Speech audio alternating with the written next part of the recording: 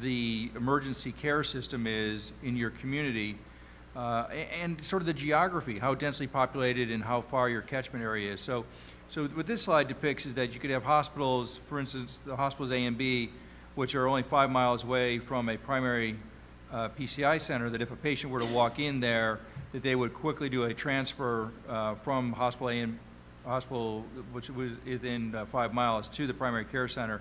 And that actually can go to a hospital maybe as far as 20 to 30 miles away, again, sort of depending on how long it would take. And what's really important there is that those hospitals have prearranged agreements so that when somebody comes in who's having a STEMI, that what goes into making the transfer occur is pretty quick, that there's not a lot of bureaucratic red tape to get cut through, and so the patients can get moved pretty quickly. And we'll see later some information about how long those transfers are taken. I think you'll be pretty happy with what some of the data is showing.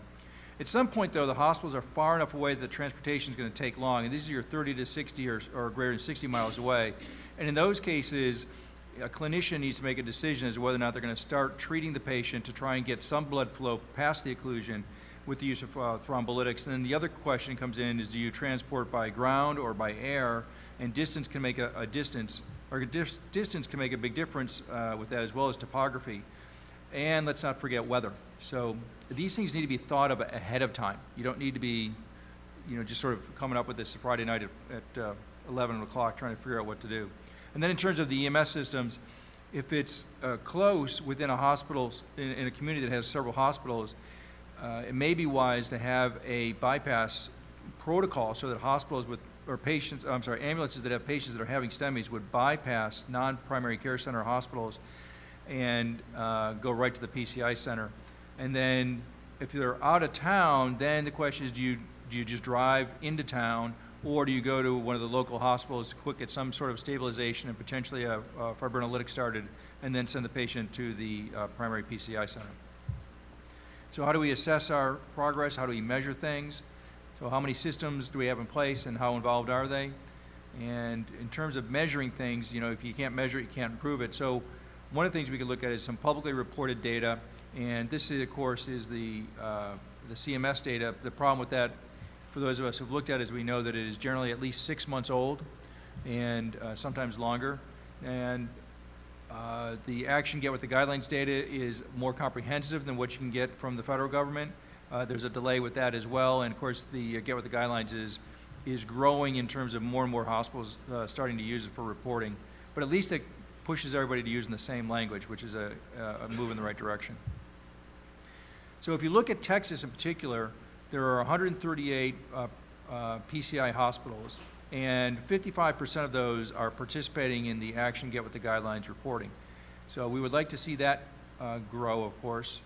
In terms of the non-PCI hospitals, a disappointing 1% are using the Action registry.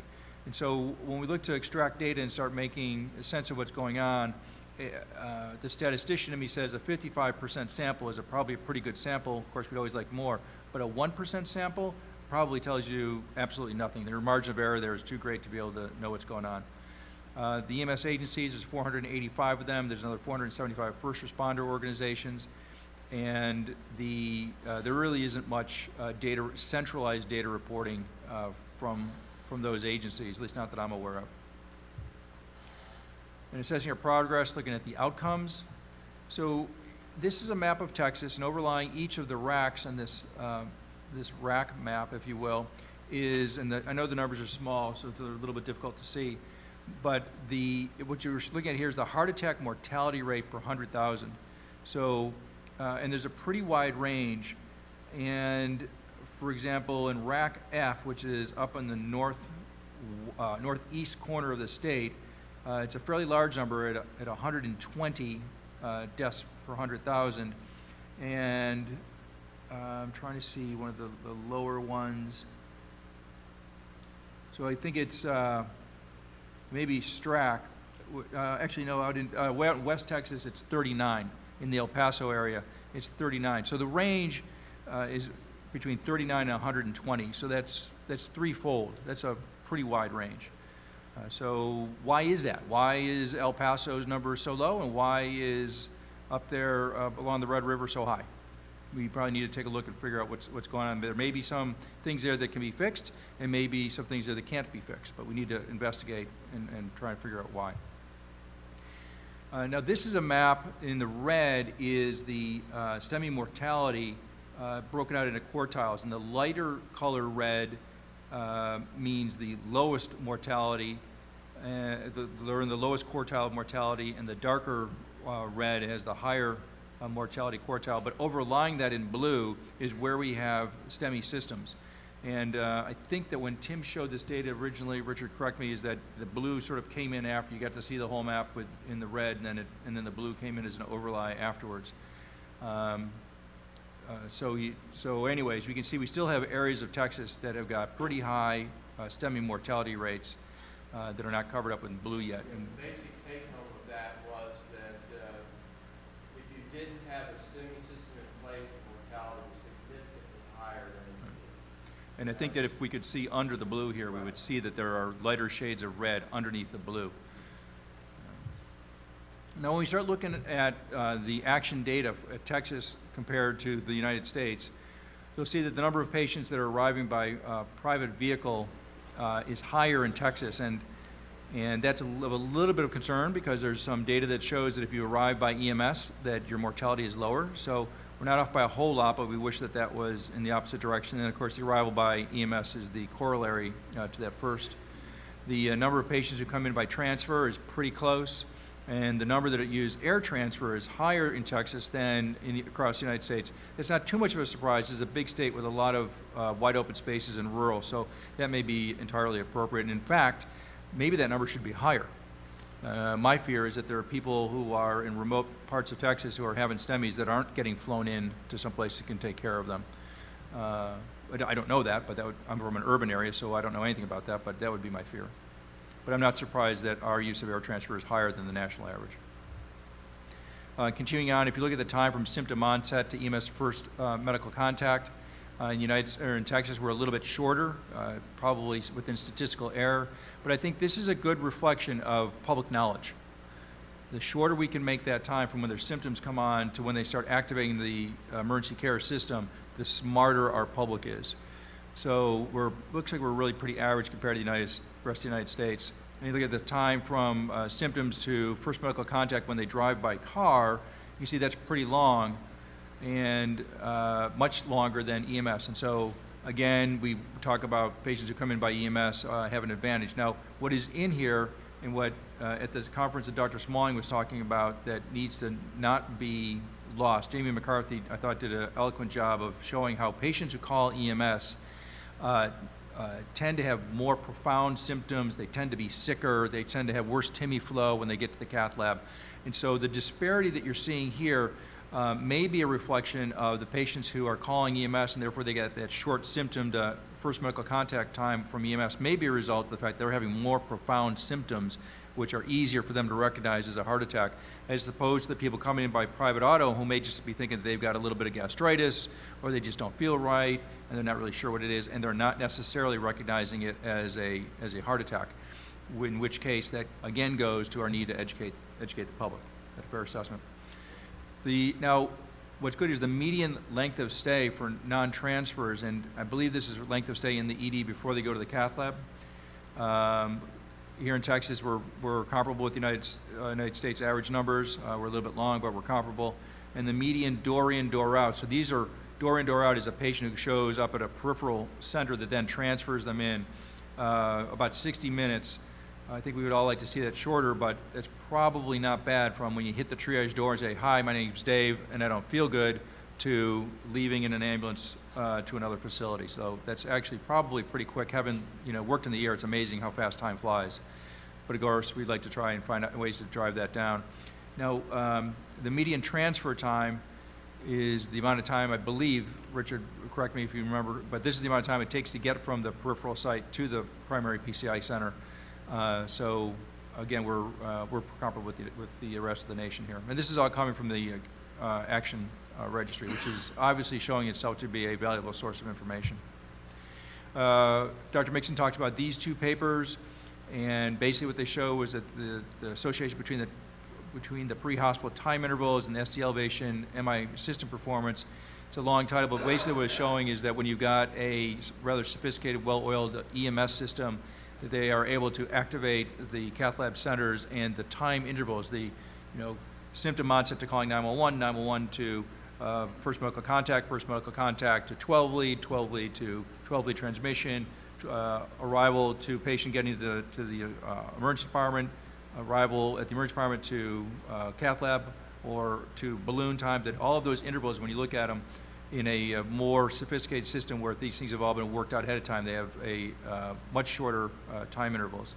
And in the second article, the call process is associated with quicker door in, door out times for patients with ST elevation, MI requiring transfers. Basically a similar article looking at when the door in, door out for those patients being transferred. And when you have here is a statewide regionalized program. This is from North Carolina, I believe, right? This is part of the RACE program. And where they've done a statewide system, and they were able to demonstrate reduced door in, door out for patients requiring transfer. And so again, coordination, forethought, planning makes a big difference in people's lives and reducing mortality, which is very important. Median first medical contact to balloon for patients who are not transferred, we're even with the U.S. And median first medical contact to balloon for patients who are transferred, we're actually doing what I think is a fairly remarkable 22 minutes shorter. So I think we're doing a real good job here in Texas.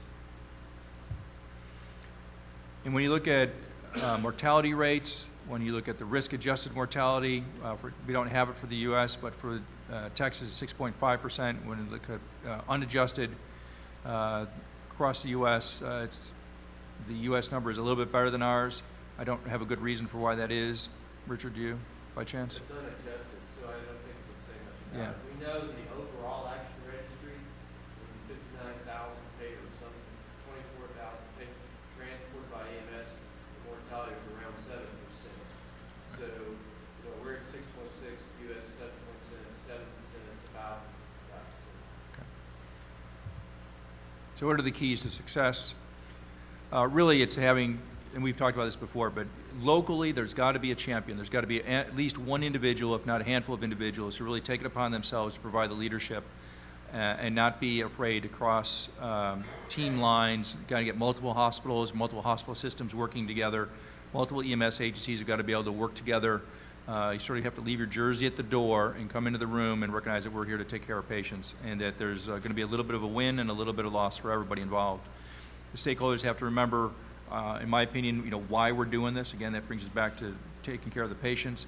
Everybody has to be at the table and have the opportunity to speak out, which quite honestly I will say, in order to be at the table, two things have to happen. One is you have to be invited, and two, you have to show up. And so if you get the invite, you don't show up, I don't have, my personal 2 cents is if you don't show up, then you can't complain about what happens afterwards. But these are important meetings, and these hospital folks have got to go to them and understand, or else they're going to find out about a decision was made they're not happy with, and that winds up just slowing things down, because then they complain and they come to the second meeting, and you all know how that works. Data sharing, part of it is we've got to not worry about, to some degree, about not worrying about somebody else finding out about your data. If you do a really good job, your data will speak for itself, but we have to get around to being able to share data. ECG transmission, it is helpful if across the region it's done similarly, or at least in a way so that the hospitals don't have to pay, there's not a lot of burden on the hospitals or the EMS agencies. And the manufacturers of the 12-lead acquisition and transmission devices now they're coming to see the light, and I think we're seeing less parochialism with how ECGs can be transmitted, and this problem should probably go away. STEMI drills are important, particularly where you've got a low volume. The more you do something, the better you are at it. You want to work out the kink when you've got an actor as the patient, not when you've got a real patient. And until you actually go through this, you won't realize where the kinks are. We saw that in Houston. We don't have the slide here, but when we started tracking very closely the door-to-balloon times for patients who came in from EMS, it was a dramatic drop-off from 120 minutes down to under 40 minutes over a relatively few number of months, maybe a year. But before, everybody thought we did a pretty good job and our times were pretty good until we actually started measuring them. We found out they weren't very good. and quickly started realizing the assumptions that we had made that were false, and the easy remedies to things which are actually costing the patient a lot of time, and we were able to get them. So if you're in a place like that where the volumes are low, you got to do the drills in order to get really polished. And then the educational offerings, of course, everybody can stand a little bit more education. And the other thing that does is it brings the hospital and EMS communities a little bit closer together. Transfer patients, remember they account for at least a third of the STEMIs, and the treatment times are generally fall short of our goals. A lot of reasons, potential reasons for that. You need to figure out what it is in your community. But the solutions are, number one, is to focus on your door in, door out at that outlying facility. So this is where that outlying facility, which may be a low volume facility, has to do the drills so they can figure out, what are their glitches, what's slowing them down. We have to encourage the diversion destination, actually the bypass destination protocols, so that patients are brought to non-PCI hospitals.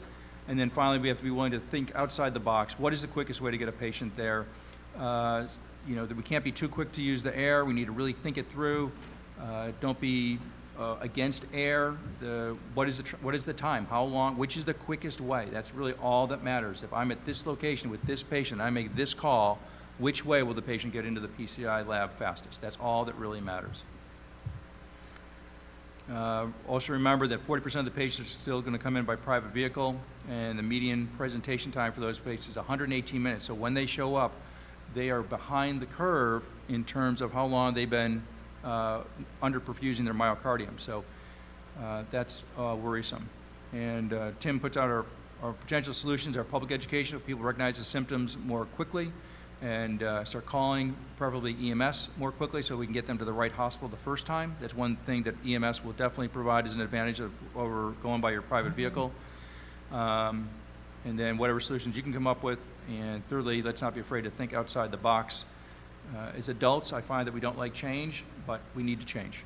We need to be willing to change.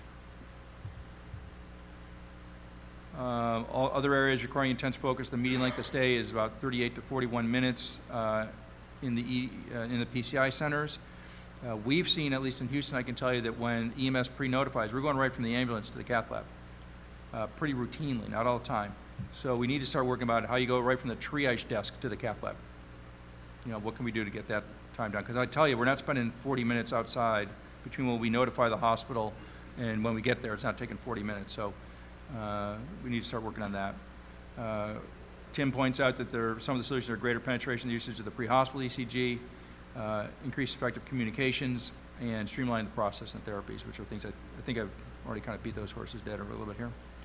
The time to reperfusion therapy, of course, is important. A third of the patients presenting in non-PCI centers, only 25% of them of the U.S. hospitals have got PCI capability, although it's 31% in Texas. Sometimes these patients delay in presentation. And one of the things that he didn't put on here, but I think that it would be interesting to know of the non-PCI centers in Texas, how many of them are using fibrinolytics, because that would make a big difference. And again, patient education is a solution, effective and rapid networks of care, both the PCI and non-PCI hospitals. And we desperately need adequately powered and well-designed trial of pharmacoinvasive strategy versus transfer. And so this goes back to the use of fibrinolytics and what is their role. And I've got some strong feelings about that, but I will keep them to myself for the moment. But we do need a study to look at this. So the good is that regional cooperation is happening. The metrics are tracking, at least in Texas, along with national trends.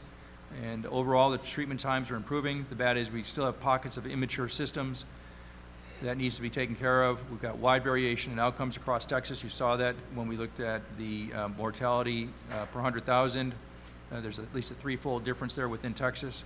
And in some of the areas where we probably have the immature systems, probably because they lack some strong central leadership and oversight. Tim wanted us to remind everyone that coming up, a little unabashed advertising here, we got a STEMI STEMI Advancing STEMI Care conference will be May 31st to June 1st here in Texas, up in Dallas. Thank you. Thank you, David. I think that's very informative. I think we should feel pretty good about Texas, but obviously there are a lot of opportunities for improvement. So with that, I think we'll move ahead into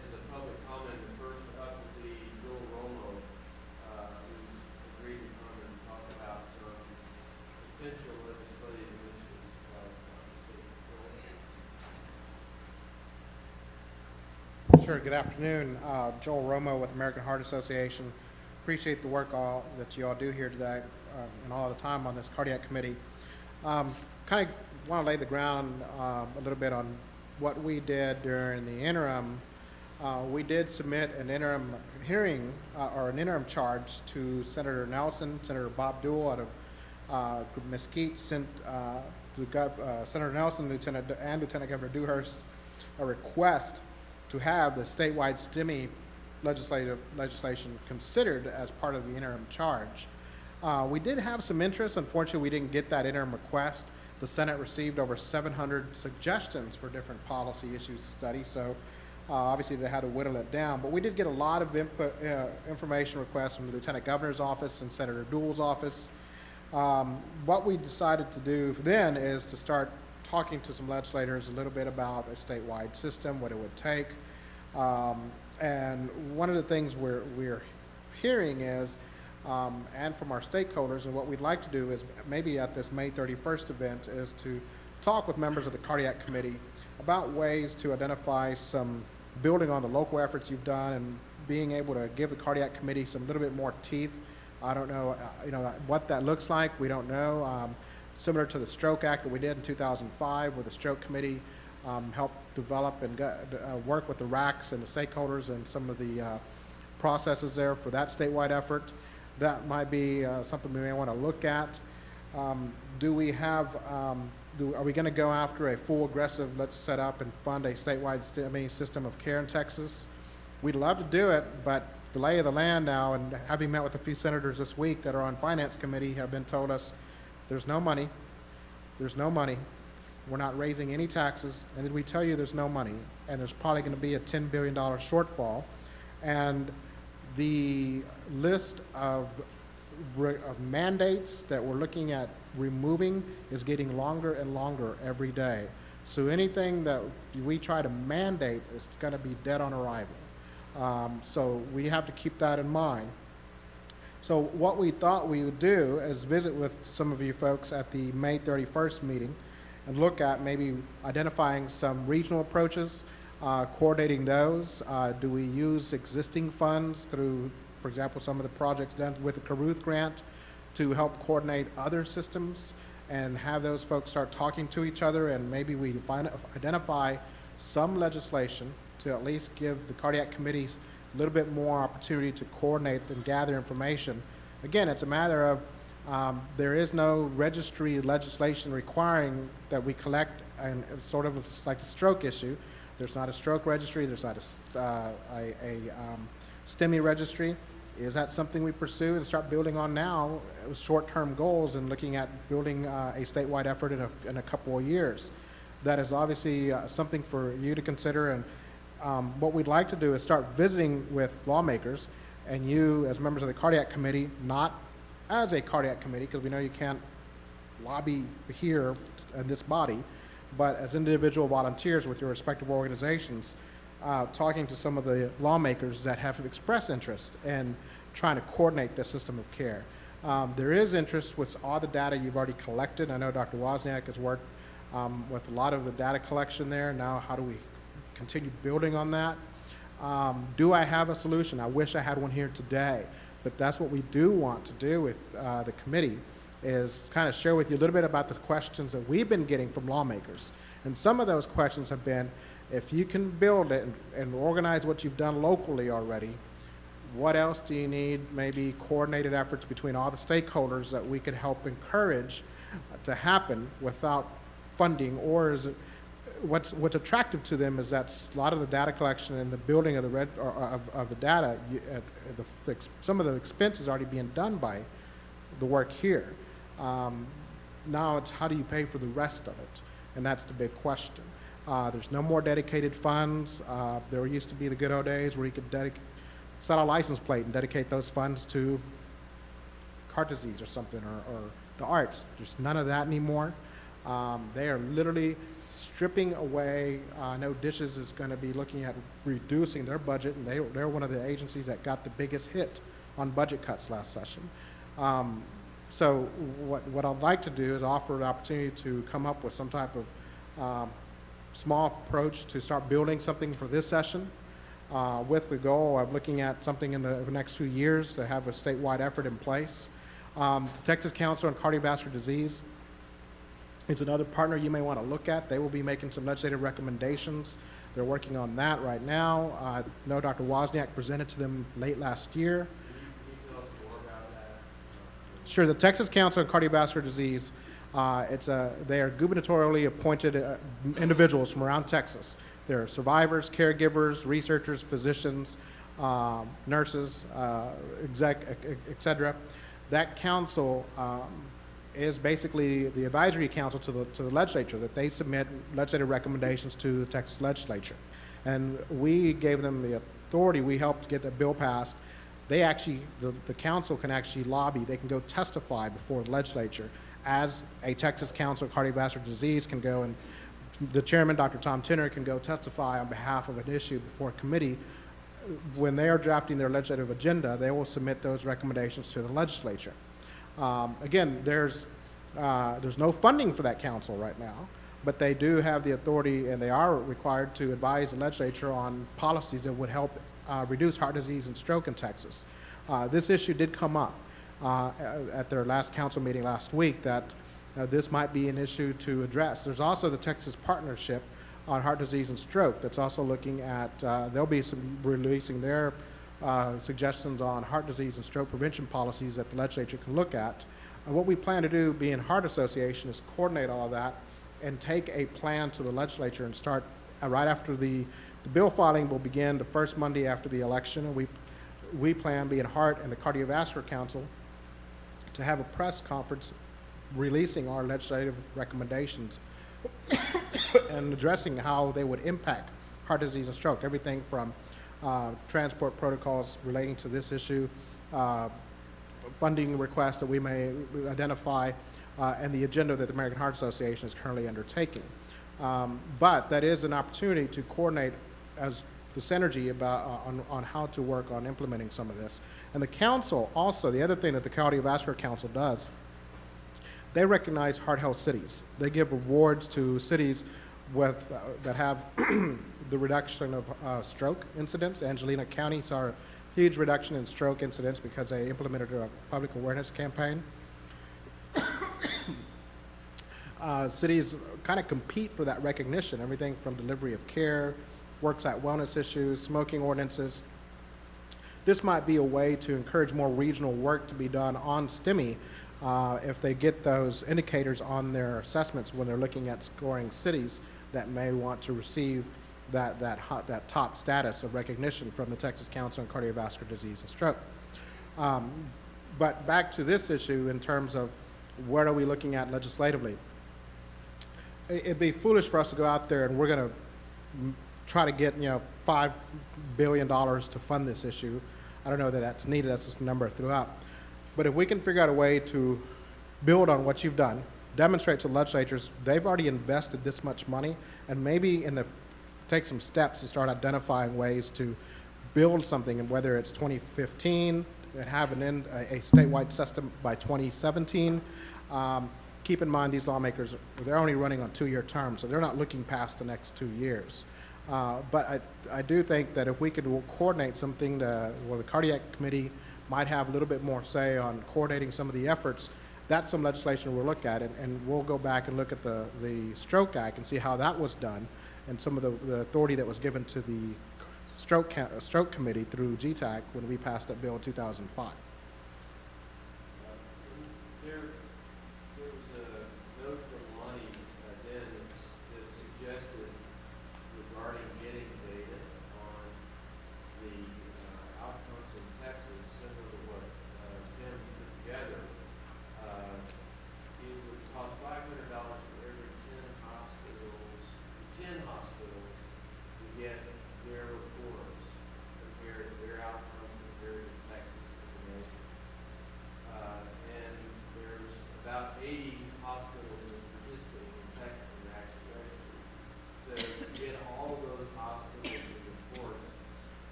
I think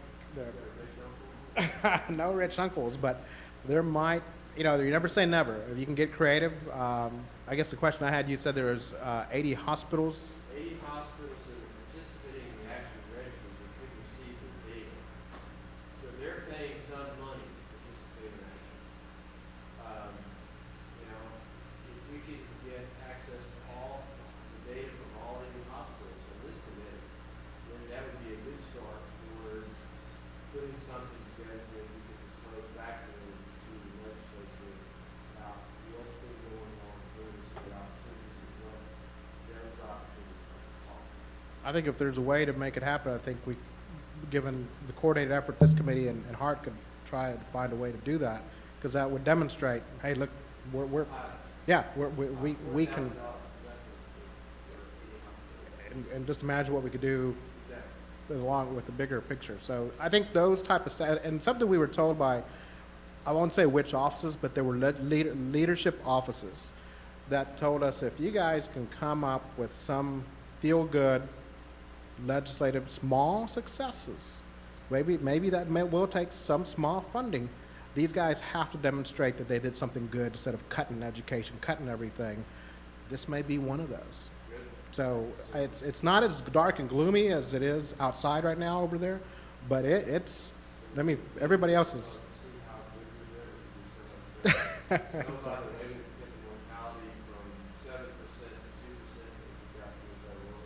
Absolutely. So we look forward to working with you outside of the arena. We know we have to be very careful with the sense of lobbying and everything through the GETAC committees, but outside and off the record, we can do that.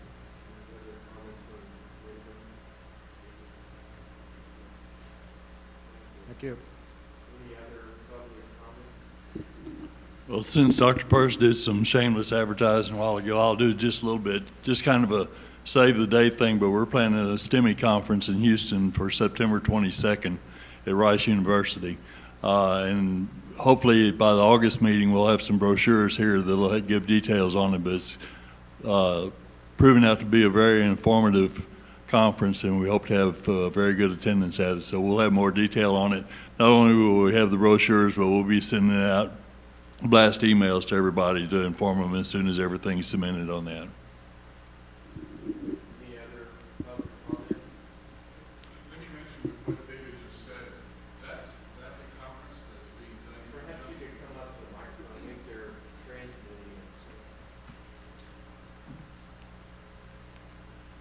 I basically want to just give kudos to the American Heart Association for this conference, because we're doing it in conjunction with their Mission Lifeline program. And when it comes to funding, our cardiac committee went to vendors and have solicited money from vendors to pay for this conference, and they're on track to raise over $50,000 to pay for this conference. So the registration fee is going to be less than $100. It will have CMEs for anyone that attends. Any additional public comment? So I think we have basically some tasks to get together from our conversations about our 5 target outcomes. The next committee meeting for the Credit Care Committee is August 16th at 4 p.m. So we can put that on the calendar so that it'll be helpful. And I'll send out an email to the rest of the committee letting them know what happened today and underscoring the importance of committee. Can I ask a question? Yeah. So you said the next meeting is going to be August 16th at 4 p.m. So at one time, the committee meetings are sort of rotating. So if you were last in the day, one time you'd be the first one the next time, but 4 p.m. this time, 4 p.m. next time. Are we not rotating anymore? Or I caught that, didn't I? Sorry. That was by request of Dr. Smalling. It was an excellent request, I just want to point out. I was just curious as to how that occurred.